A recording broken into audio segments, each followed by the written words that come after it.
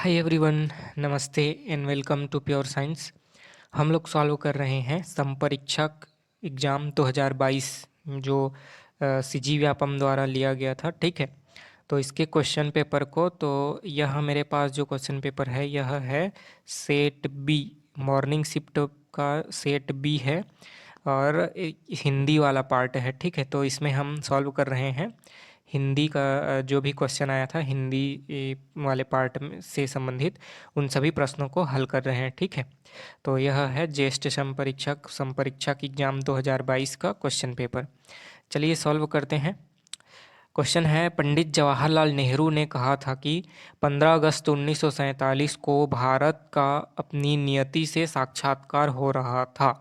यह किस प्रकार का वाक्य है? यह जो वाक्य लिखा हुआ है, पंडित जवाहरलाल नेहरू ने कहा था कि 15 अगस्त 1947 को भारत अपनी नियति से साक्षात्कार हो रहा था। यह किस प्रकार का वाक्य है? साधारण वाक्य या मिश्रित वाक्य या संयुक्त वाक्य या इनमें से कोई नहीं। ठीक है, तो इसको देखने से ही स्पष्ट है, यह एक मिश्रित या मिश्र वाक्य है। ठीक है, पंडित जवाहरलाल नेहरू ने कहा था कि, है ना, इसके बाद जो है यहाँ एक वाक्य है और यह एक वाक्य है, तो ये दोनों मिक्स हैं यहाँ पर, है ना। इतना एक वाक्य है और इधर के बाकी जो है वह एक वाक्य है, दोनों जो है मिक्स हो रहे हैं, मिश्रित हो रहे हैं, इसलिए यह एक मिश्र वाक्य है या मिश्रित वाक्य है। ठीक है, तो ऑप्शन बी यहाँ पर सही उत्तर है। ठीक, अगला प्रश्न देखते हैं। रचना के अनुसार वाक्य के कितने भेद होते हैं? रचना के अनुसार वाक्य के कितने भेद होते हैं? ठीक है, ऑप्शन दिए हुए हैं 4, 2, 3 या फिर 5। ठीक है, तो रचना के आधार पर वाक्य के 3 भेद होते हैं। ठीक है, वाक्य के 3 भेद होते हैं। कौन कौन से, है ना, यह बताना है रचना के आधार पर, है ना। ऊपर देखने से ही स्पष्ट हो जा रहा है ना, यहाँ पर आप देख सकते हैं। चलिए मेरे को बताइए कमेंट करके कि रचना के आधार पर वाक्य के कितने भेद होते हैं। रचना के आधार पर वाक्य के कितने भेद होते हैं? मैंने आंसर बता दिया है, 3 भेद होते हैं, लेकिन आपको बताना है कि वह 3 भेद कौन कौन से होते हैं। तो रचना के आधार पर वाक्य के 3 भेद होते हैं। ऑप्शन सी यहाँ पर सही उत्तर है। अगला प्रश्न देखते हैं। निम्नलिखित में से परिमाण बोधक संकुचित वाक्य कौन सा है?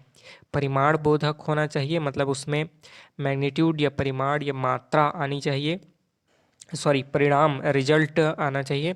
परिणाम बोधक है ना, रिजल्ट, रिजल्ट है ना, परिमाण नहीं है, परिणाम है, रिजल्ट, रिजल्टेंट वाला है ना, और संकुचित वाक्य होना चाहिए। तो इनमें से कौन सा जो है परिणाम बोधक संकुचित वाक्य है? ठीक है, पहला है, ग्रह और उपग्रह सूर्य के आसपास घूमते हैं। ग्रह और उपग्रह सूर्य के आसपास घूमते हैं। दूसरा है, इस समय वह गौतम के नाम से नहीं वरन बुद्ध के नाम से प्रसिद्ध हुआ। अगला है, पत्ते सूख रहे हैं इसलिए पीले दिखाई पड़ रहे हैं। उसमें पत्ते न फूल थे। ठीक है, तो देखिए इन सभी वाक्यों को पढ़ने से ही स्पष्ट हो जा रहा है कि किसमें परिणाम परिणाम आ रहा है ना, कोई रिजल्ट आ रहा है। जैसे कोई काम करते हैं हम, जैसे मेहनत किए तो सफलता मिली, इस प्रकार से है ना, हमने कोई काम किया तो उसका परिणाम हमको फल मिला, क्या मिला? सफलता मिली हमको। ठीक है, तो इसी प्रकार से कोई काम करने पर उसका फल मिलता है, रिजल्ट मिलता है, तो उसको परिणाम बोधक, है ना, संकुचित वाक्य कहते हैं। तो यहाँ पर हम सी नंबर में देख सकते हैं कि पत्ते सूख रहे हैं इसलिए पीले दिखाई पड़ रहे हैं। ठीक है, पत्ते चूंकि सूख रहे हैं इसलिए वे पीले दिखाई पड़ रहे हैं, तो इसका मतलब इसमें परिणाम आ रहा है ना, रिजल्ट आ रहा है। पत्ते सूख रहे हैं इसलिए पीले दिखाई पड़ रहे हैं, तो इसलिए परिणाम आ रहा है, तो यहाँ पर ऑप्शन सी जो है सही उत्तर है। ठीक है, अगला प्रश्न देखते हैं। अर्थ के अनुसार वाक्यों के कितने भेद होते हैं? अर्थ के अनुसार वाक्यों के कितने भेद होते हैं? ऑप्शन दिए हुए हैं 8, 7, 6 या फिर 9। तो अर्थ के अनुसार वाक्य के 8 भेद होते हैं। अर्थ के अनुसार वाक्य के कितने भेद होते हैं? तो अर्थ के अनुसार वाक्य के 8 भेद होते हैं। ऑप्शन ए यहाँ पर सही उत्तर है। ठीक है, अगला प्रश्न है, निम्नांकित में से कौन सा वाक्य निषेधवाचक है ना, निगेटिव, जिसमें निगेटिव आए, निषेध आए, नकारात्मक वाक्य है ना, कौन सा है जो निषेध है, मना करने वाला, मनाही वाला। ठीक है, तो देखते हैं हम, है ना, सबको एक एक बार। पहला है राजा नगर में नहीं आए। ठीक है, राजा नगर में नहीं आए।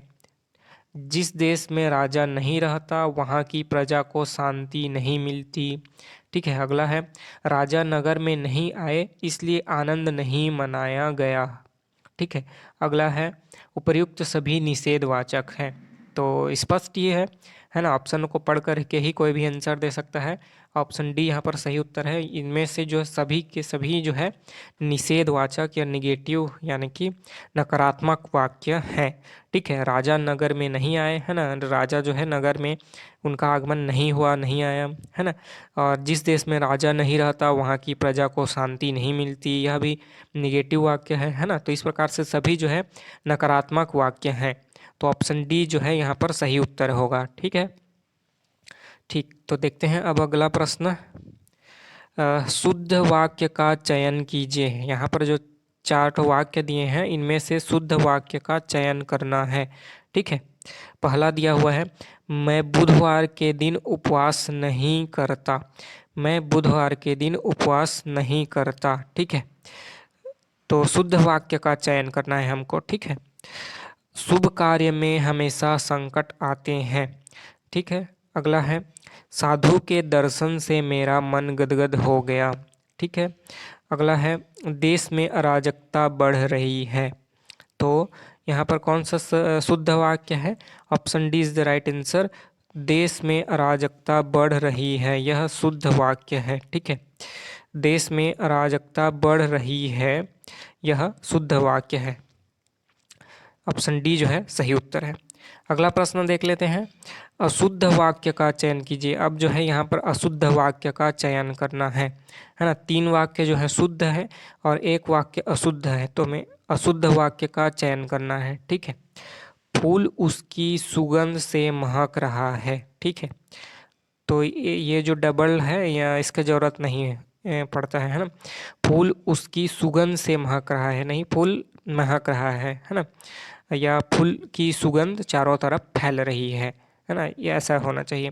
फूल उसकी सुगंध से महक रहा है, इतना बोलने का ज़रूरत नहीं है, एक्स्ट्रा जो है शब्द लगाने का ज़रूरत नहीं है। फूल महक रहा है यही काफ़ी है। ठीक है, तो यही अशुद्ध वाक्य हो गया, है ना, मतलब कि option A is the right answer. ठीक है, परीक्षा की मौजूदा प्रणाली में बदलाव होना चाहिए, यह तो बिल्कुल सही है। ठीक है, इस वाक्य सही है। ठीक है, लड़की ने जोर से हंस दिया, यह भी वाक्य सही है।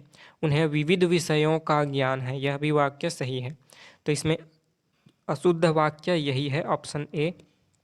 फूल उसकी सुगंध से महक रहा है, फूल उसकी सुगंध से महक रहा है ऐसा बोलने की ज़रूरत नहीं है, फूल महक रहा है यही काफ़ी है, या फूल का सुगंध चारों ओर फैल रहा है यही काफ़ी है। ठीक है, तो ऑप्शन ए जो है यहाँ पर सही उत्तर है। अगला प्रश्न देखते हैं। निम्नांकित वाक्य के अशुद्ध भाग का चयन कीजिए, है ना। यहाँ पर जो वाक्य दिया हुआ है इसके अशुद्ध भाग का चयन करना है हमें। ठीक है, यहाँ पर जो वाक्य बोला गया है इसके किस पार्ट में अशुद्धि है उसको चयन करना है। भुगतान करने के लिए उसने जेब में हाथ डाला तो उसमें केवल 100 रुपये मात्र थे, है ना। भुगतान करने के लिए उसने जेब में हाथ डाला तो उसमें केवल 100 रुपये मात्र थे। देखिए, देखकर ही इसको आप आंसर कर सकते हैं, इसमें ज़्यादा कोई तनाव वाली बात नहीं है ना। देखने से ही उत्तर स्पष्ट हो जा रहा है। चलिए देखते हैं अलग अलग करके। भुगतान करने के लिए, यह तो बिल्कुल सही है। उसने जेब में हाथ डाला, यहाँ तक बिल्कुल सही। केवल 100 रुपये मात्र थे, यह वाक्य गलत है, यह पार्ट जो है गलत है। कैसे? केवल और मात्र दोनों का प्रयोग नहीं करना चाहिए। ठीक है, केवल 100 रुपये थे या 100 रुपये मात्र थे, है ना, इनमें से किसी भी एक शब्द का प्रयोग कर सकते हैं, केवल का या मात्र का, है ना। उसने भुगतान करने के लिए उसने जेब में हाथ डाला तो केवल 100 रुपये थे, ऐसे बोल सकते हैं, या 100 रुपये मात्र थे, है ना। ऐसा बोल सकते हैं। केवल और मात्र दोनों का प्रयोग करना जरूरी नहीं है। ठीक है, तो option D is the right answer. Option D यहाँ पर सही उत्तर है। अगला प्रश्न देख लेते हैं। वाक्य के अशुद्ध भाग का चयन कीजिए। फिर से वही है, यहाँ पर वाक्य का अशुद्ध भाग का चयन करना है हमें। यह धारणा पुरानी पड़ चुकी है कि स्त्रियां आज भी है ना, स्त्रियां आजीवन पुरुषों के द्वारा संरक्षित होती हैं। ठीक है, अ, इसमें से यह जो वाक्य दिया गया है, इसमें से अशुद्ध भाग का चयन करना है। कौन से भाग में अशुद्धि है ना। देखिए बोला जा रहा है, यह धारणा पुरानी पड़ चुकी है कि स्त्रियां आज आजीवन पुरुषों के द्वारा संरक्षित होती हैं। पुरुषों के द्वारा संरक्षित होती हैं। ठीक है, किस भाग में अशुद्धि है यह हमें चयन करना है। देखिए, पहला है, यह धारणा पुरानी पड़ चुकी है कि। ठीक है, तो यह जो है यह धारणा पुरानी पड़ चुकी है, इस भाग में जो है यहाँ पर ये ऑप्शन ए जो है सही उत्तर है, इसी में अशुद्धि है। ठीक है, स्त्रियां आजीवन पुरुषों के द्वारा संरक्षित होती हैं, यह भी बिल्कुल सही है। स्त्रियां आजीवन यहाँ तक तो सही है। ठीक है, लेकिन पहला वाला भाग ही अशुद्ध है। यह धारणा पुरानी है ना, ऐसे बोलना चाहिए। यह धारणा पुरानी है। ठीक है, तो ऑप्शन ए जो है यहाँ पर सही उत्तर है। यह धारणा पुरानी पड़ चुकी है, इसका ज़रूरत नहीं है। यह धारणा पुरानी है कि स्त्रियां आजीवन पुरुषों के द्वारा संरक्षित होती हैं। तो ऑप्शन ए ही सही उत्तर है, उसी में अशुद्धि है। ठीक है, तो इस वीडियो में इतना ही रखते हैं। आगे के प्रश्नों को अगले वीडियो में हम सॉल्व करेंगे। किसी भी प्रकार की आपका कोई क्वेश्चन हो तो आप कमेंट करके पूछ सकते हैं, मैं आंसर करूँगा। ठीक है, तो मिलते हैं अगले वीडियो में। तब तक के लिए नमस्ते, धन्यवाद, थैंक यू।